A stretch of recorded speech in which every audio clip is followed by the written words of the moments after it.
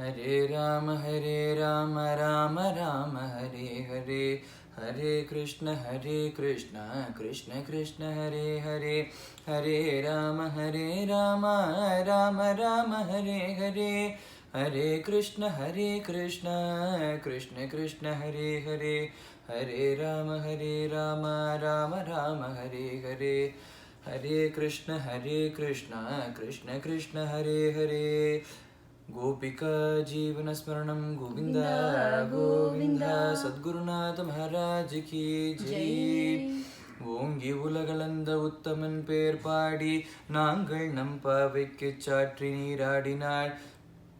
தீங்கின்றி நாடெல்லாம் திங்கள் மும்மாறி பெய்து ஓங்கு பெருஞ்சென்னலூடு கயலுகள பூங்குவளை போதில் பொறிவண்டு கண்படுப்ப தேங்காதே புக்கிருந்து சீர்த்த முலை பற்றி வாங்க குடம் நிறைக்கும் வள்ளல் பெரும் பசுக்கள் நீங்காத செல்வம் நிறைந்தேலோரெம்பாவாய்.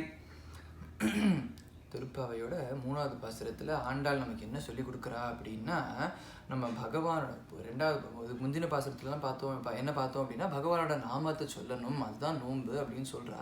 இப்போ 3வது பாசுரத்தில் என்ன சொல்கிறா அப்படின்னா, பகவானோட புகழ் பாடினோம், பகவானோட பேர் பாடினோம், பகவானோட புகழை பாடினோம், நாமா சொன்னோம் அப்படின்னா என்ன பலன் அப்படின்னு சொல்கிறா.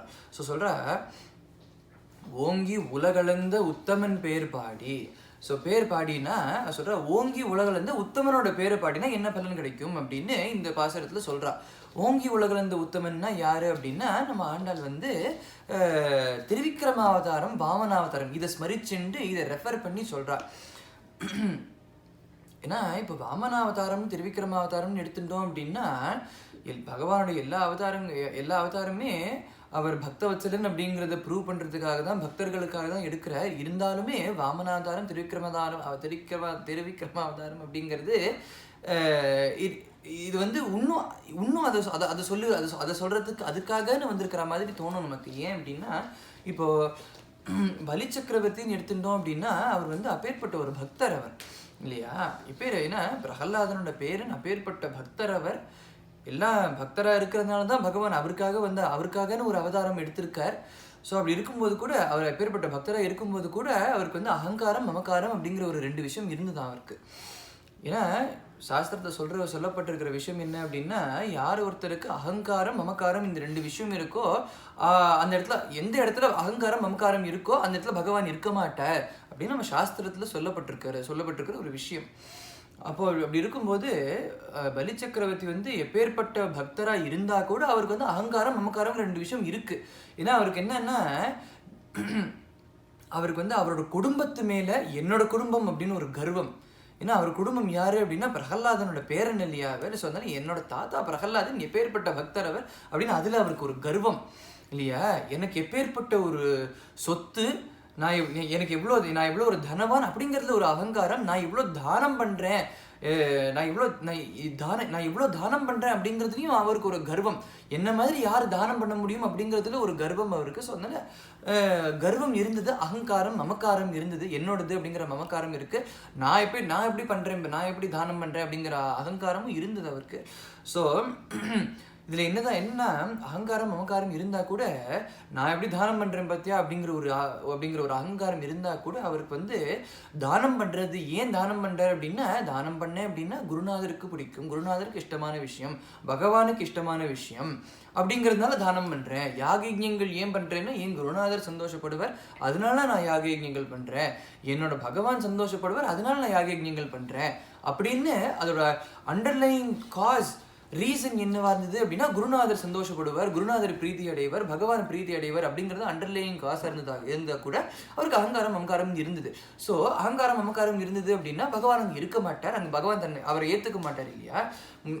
ஸோ அதனால என்ன பண்ணுறாருன்னா, பகவான் எப்பேற்பட்ட கருணாமூர்த்தியாக இருக்கிறதுனால, தயாளுவாக இருக்கிறதுனால, பக்த வத்சலனாக இருக்கிறதுனால அந்த அகங்காரம் மமக்காரத்தை போக்கி தன்னிடத்தை எடுத்துக்கலாம் அப்படிங்கிறதுக்காக எடுத்த அவதாரம் வாமனாவதாரம். ஸோ வாமனாவதாரமாக போய் வாமனாவதாரம் எடுத்து பலி சக்கரவர்த்தி கிட்ட போய் எனக்கு 3 அடி மண் வேணும் அப்படின்னு கேட்கும்போது, பலி சக்கரவர்த்தி அங்கே கூட அவரோட அகங்காரத்தை காமிக்கிறார் அவர்.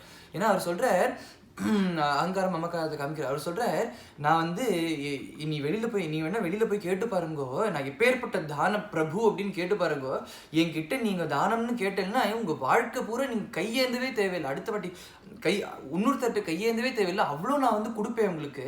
அப்படி இருக்கும்போது உங்க காலால 3 அடி மண்ணு கேட்கிறேலே, நீங்க வேற ஏதாவது கேளுங்கோ அப்படிங்கிறார். சொல்றார், என்னோட கஜானா என்னோட இதுலெல்லாம் அவ்வளோ சொத்து சேகரிச்சு வச்சிருக்கேன், திக்விஜயம் போய் அவ்வளோ சேகரிச்சு வச்சிருக்கேன், நான் எது வேணாலும் கேளுங்கோ, எல்லாத்தையும் வேணாலும் கேளுங்கோ, நான் எல்லாத்தையும் உங்களுக்கு தருவேன் அப்படின்னு இருக்கும்போது கூட பகவான் சொல்றார், எனக்கு வந்து நான் கேட்டது 3 அடி மண்ணு, என் காலால் அளந்த 3 அடி மண்ணு, கொடுக்க முடிஞ்சா கொடு, இல்லைன்னா அடுத்த அதுக்கு போறேன் அப்படிங்கும்போது அவரோட ஈகோ டச் ஆகி அவர் வந்து சொல்றார், நான் கொடுக்குறேன் அப்படின்னு சொல்லிட்டு கொடுக்கும்போது அப்பதான் வந்து பகவான் வந்து ஓங்கி உலகளந்த உத்தமனா அப்பதான் ரூபம் எடுத்துட்டு ஒரு காலால மேல் 7 லோகங்கள், இன்னொரு காலால கீழ் 7 லோகங்களை அளந்துட்டு மற்ற 3வது அடி மண் எங்க அப்படிங்கும்போது பலிச்சக்கரவர்த்தி வந்து ஏன் தலையில வைங்கோ அப்படிங்கிற எல்லாருக்கும் தெரிஞ்ச கதை தான் அது.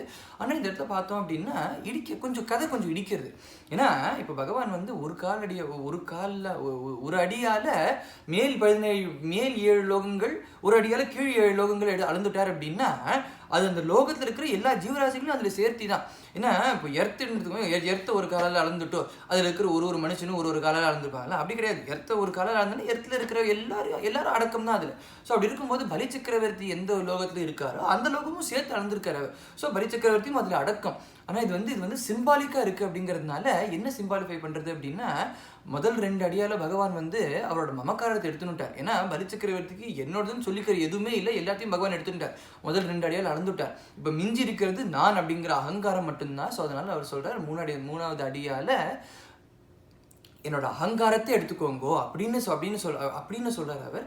ஸோ அதனால பகவான் வந்து தன்னோட பலி சக்கரவர்த்தியோட அகங்காரம் மமக்காரம் இது ரெண்டுத்தையும் நீக்கிட்டு அவர்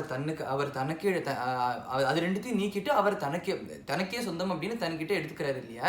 ஸோ அதனால அப்பேற்பட்ட ஓங்கி உலகளந்த உத்தமன் அவரை ஸ்மரிச்சுட்டு அவரோட பேர் பாடணும் அப்படிங்கிற இந்த இடத்துல ஆண்டாள்.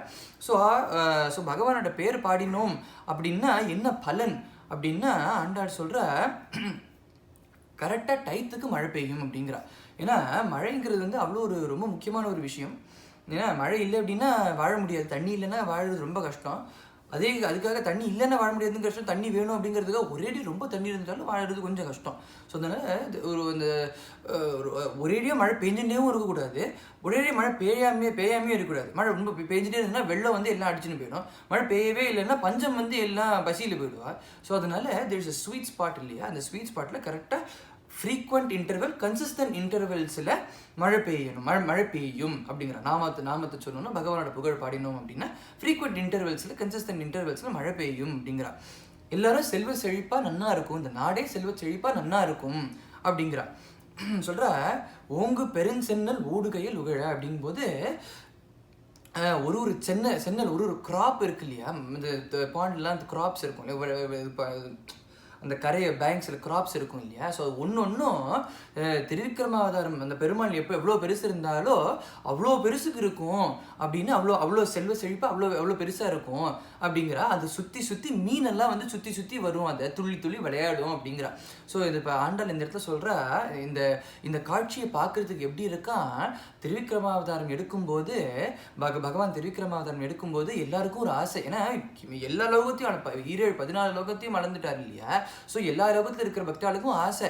ஏன்னா பகவானோட சரண கமலங்கள் அதுவா தேடி நம்ம மாத்துக்கு வருது அப்படிங்கும்போது பூஜை பண்ண வேண்டாமா அப்படிங்கிறதுனால ஜாம்பவான் என்ன பண்றாரா, பகவானோட சரண கமலங்கள் நம்ம ஆற்ற நோக்கி வருது அப்படிங்கும்போது அப்படின்னு பார்த்துட்டு அவர் வந்து பகவானை சுற்றி அப்பேற்பட்ட, ஏன்னா 14 லோகத்தையும் அளந்திருக்காரு அப்படின்னா அவர் எப்பேற்பட்ட ஒரு பெரிய ரூபம் இருக்கும், அப்பேற்பட்ட பெரிய உயர்ந்த பகவானை இவர் வந்து சுற்றி பிரதட்சணம் வந்தார். ஸோ அதனால இந்த பெரிய சென்னலை பார்த்து மீன் அதை சுற்றி விளையாடுறது பார்க்கும்போது ஜாம்பவான் அன்னைக்கு திருவிக்கிரமாவதாரம் எடுக்கும்போது பகவானை சுற்றி பிரதட்சணம் பண்ணார் இல்லையா, அதை பார்க்க அது மாதிரி இருக்கு அப்படிங்கிறா. ஸோ சொல்கிறா வண்டெல்லாம் வந்து பகவானோட பேர் பாடினா என்ன பலன் அப்படின்னா அடுத்த பலன் சொல்கிறா வண்டெல்லாம் வந்து பூ மேலெல்லாம் வந்து இது பூ மேலெல்லாம் வந்து பண்ணிட்டு போகும், தேனை சேகரிச்சுட்டு போகும் அப்படின்னு. ஏன்னா this is very important process இல்லையா. வண்டு இந்த மாதிரி வந்து போனால் தான் அடுத்த செட் ஆஃப் செடி பூ அதெல்லாம் வரும் இல்லையா. ஸோ அதனால் அதுவும் இம்பார்ட்டன்ட். ஸோ அதுவும் கரெக்டாக நடக்கும் அப்படிங்கிறா. ஸோ அடுத்தது வந்து குடம் நிறைக்கும் வள்ளல் பெரும் பசுக்கள் அப்படிங்கிறா. பசுக்கள் வந்து வள்ளல் பெரும் பசுக்கள் அவ்வளோ ஜெனரஸாக இருக்கும் அப்படிங்கிறா. ஏன்னா அவ்வளோ புஷ்டியாக இருக்கும், அவ்வளோ ஜெனரஸாகவும் இருக்கும் அப்படிங்கிறா. ஏன் அப்படின்னா குடங்குடமாக அடியில் வச்சா கூட பால் வந்து ஃபில் ஆகிட்டே இருக்கும். அடுத்த குடம் அப்படின்னு தேடிகிட்டே இருப்பாளே தவிர குடம் வேணால் ஆச்சுன்னு இருக்குமே தவிர பால் ஆகாது. பால் அவ்வளோ கொடுக்கும், அது அவ்வளோ வந்து ஸோ அவ்வளோ புஷ்டியாகவும் இருக்கும், அவ்வளோ வள்ளலாக ஜெனரஸாகவும் இருக்கும், எல்லாம் நிறையா கொடுக்கும் அப்படிங்கிறதுனால நீங்காத செல்வம் நிறைந்தேலோர் எம்பாவாய் அப்படிங்கிறா. ஸோ நீங்காத செல்வம் நிறைந்தேலோர் எம்பாவாய், எல்லா செல்வங்களும் செல்வ செழிப்பாக இருக்கும் அப்படிங்கிறா. ஏன்னா இந்த இடத்துல பார்த்தோம் என்ன விஷயம் அப்படின்னா ஆரம்ப காலத்துலேருந்து இருக்கிற ஒரு விஷயம் என்ன அப்படின்னா செல்வம் அப்படின்னா டூ டைப்ஸ் ஆஃப் செல்வம் தான் ரொம்ப இம்பார்ட்டண்ட்டானது. ஒன்றுன்னா கிருஷி, இன்னொன்று கோதனம், கோ சம்பத்து இல்லையா. ஏன்னா கிருஷின்னா சாப்பாடு வேணும், கிருஷி வேணும், அடுத்து சாப்பாட்டுக்கு தொட்டுக்கு பால் தயிர் வேணும், அதனால கோ வேணும். ஸோ அதனால இது ரெண்டு தான் ரொம்ப முக்கியமானது. இது ரெண்டும் நிறைய நன்னா கிடைக்கும், நம்ம எல்லாருக்கும் நன்னா இருக்கும் அப்படிங்கிறதுனால செல்வ செழிப்பாக இருக்கும். பகவானோட நாமத்தை சொன்னா அப்படின்னு நாம மகிமையா சொல்றா இந்த பாசுரத்தில் ஆண்டா.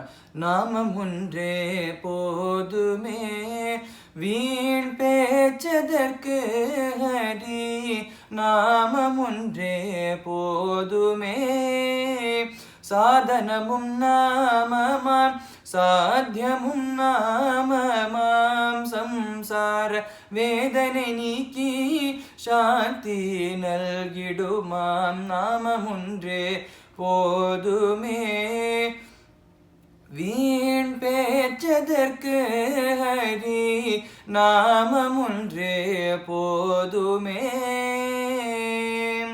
நாமம் ஒன்றினால் பகவானை பார்த்த பக்தர்கள் அநேகம் உண்டுதானே. நாமம் ஒன்றினால் பிரம்மத்தை உணர்ந்த ஞானிகள் அநேகம் உண்டுதானே.